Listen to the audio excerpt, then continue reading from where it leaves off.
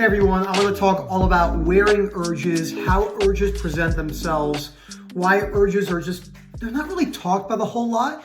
On social media, we see a lot of stuff based around intrusive thoughts. We really almost never see or hear things about intrusive images. It's usually just thoughts and sensations, but primarily thoughts in the next order sensations. After that, urges and then probably images last. So a lot of people don't quite understand how real the images can feel or perceive in your brain, especially around things like losing control, self-harm, cheating, what if I yell something out, etc., etc. So I'm going to talk all about how I learned to wear urges, why the urges are followed by sometimes intrusive thoughts and vice versa, the mistakes that we commonly make. And let's jump right into it. Before I go any further, please subscribe, hit that like button down below. We always like feedback and we like to engage with people in the community. We think it's very, very important. And if you're interested in our coaching and or webinar services, please email us at phil@ocdrecovery.com and we will get back to you in a timely fashion. So what usually happens is someone will have a particular fear. And that particular fear is followed with some sort of intrusive thoughts. Now, intrusive thoughts were not the primary aspect of my journey, and I mean from a symptom perspective. Obviously, we know the core fear is what's driving the OCD cycle, especially at the chronic level. Very much so in other anxiety-based disorders too.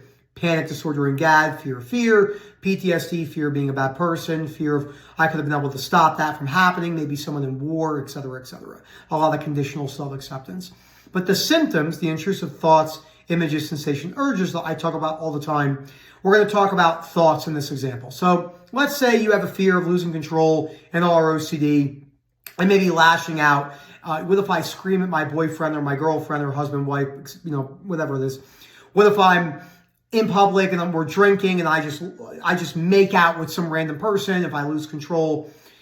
And then what happens is because those intrusive thoughts feel so real and they feel as real as they can get, and that's the thing that many people don't quite understand who don't have OCD, which we don't have that. We don't need them to understand. They're not going to be able to.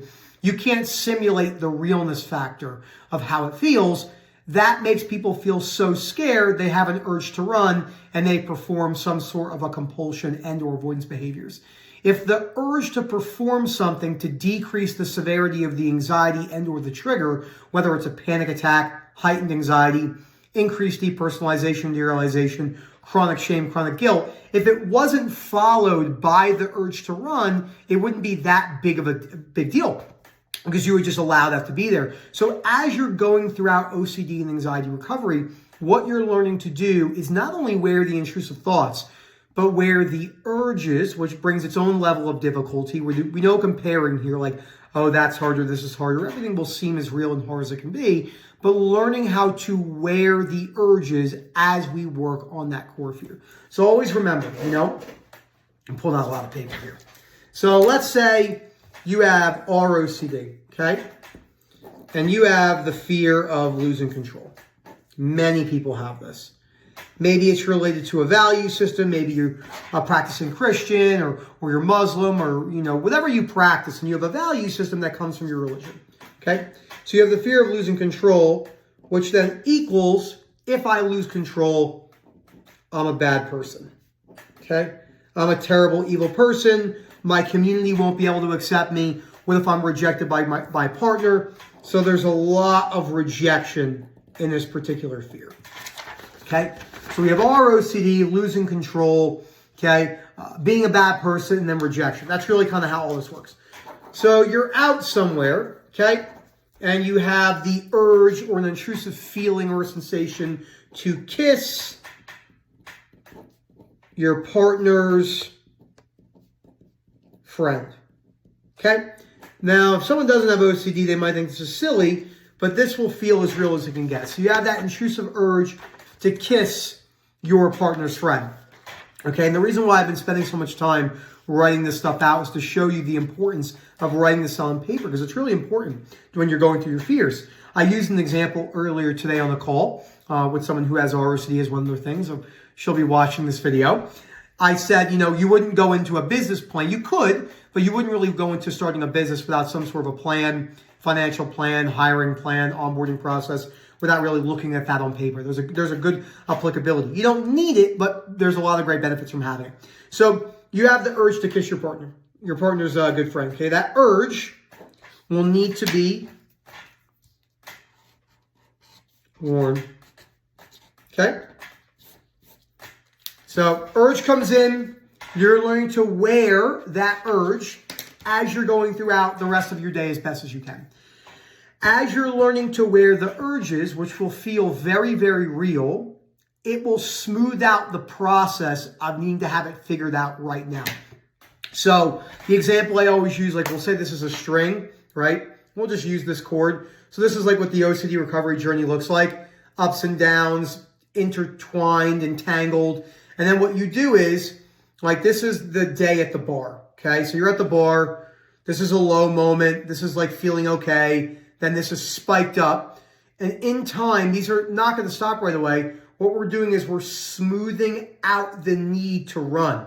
This doesn't mean you're not feeling spikes on this line. It just means that you're not going from, oh my God, I'm feeling so bad, compulsion because I can't wear the urge. You're smoothing that out on this line and you're learning to wear that a little bit better. I know my examples seem really, really ridiculous, but when you have OCD, it will make a lot of sense. And I think that's a really important thing to look at. So urges can come in the shape in many different ways. The urge to yell and scream at someone, fear of being a bad person. The urge to kiss someone, or what if I cheat on someone, fear of being a bad person. What if I have an urge to act on my thoughts, harm OCD, POCD, more related stuff. What if I have an urge to throw my baby out the window, postpartum depression type fears that correlate with OCD, et cetera, et cetera. So there's so many different ways this can manifest. What if I lose control and I have the urge to harm myself because I can't take my OCD suffering? So like I said, always imagine you have that string, it's all bundled up, and then you're smoothing that string out, and that teaches you how to wear that stuff a little bit better. Now, there really is no difference between an intrusive urge or an intrusive thought or an intrusive image. All of those will need to be worn as you smooth out the worst case scenario. So always remember this particular thing, and I'll write this one a little bit nicer so you can kind of get an idea of how this operates. So let's say, again, and WC just means worst case scenario.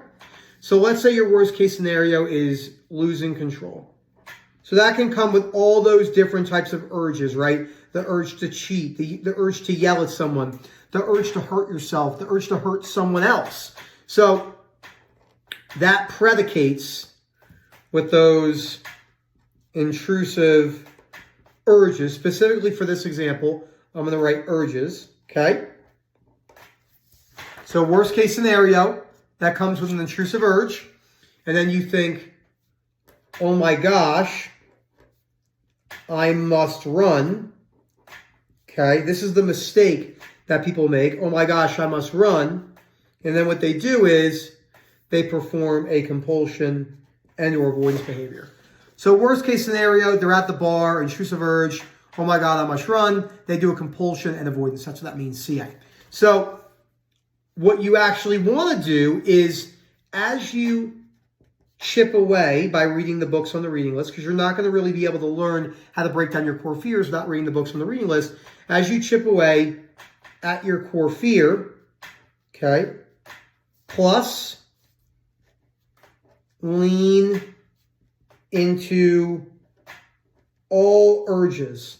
So I can't tell you how important that is. You're leaning into all these urges, okay, plus you're decreasing compulsions and avoidance behaviors. This will equal, in theory, it's not a one-to-one ratio, just giving you an idea. Okay, this is the correct way to do things. You're chipping away at the core fear of losing control. You're getting better at leaning into the urges. They're very uncomfortable. You're changing your relationship about them. You're not saying these urges are so terrible, I can't stand it. You're saying these urges aren't the worst thing ever. I can wear these urges as I chip away at my worst case scenario. You're decreasing your compulsions and avoidance behaviors. And then over time, what this will do, it will move us closer to acceptance, okay? So closer to acceptance. And then in return, this will decrease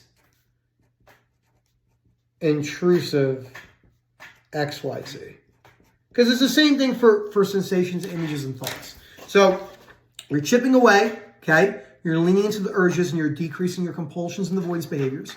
And that moves us closer to acceptance and then decreases the intrusive urges for this example.